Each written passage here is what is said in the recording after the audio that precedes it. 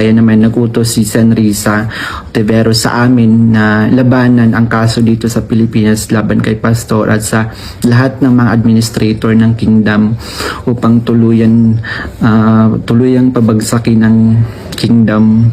So tinatanong kami ng paulit-ulit kung may alam kami tungkol sa isang bunker daw nung panahon ng KOG Siege dahil kapag nahanap daw nila si Pastor, babahan ng pera at may bahagi kami doon.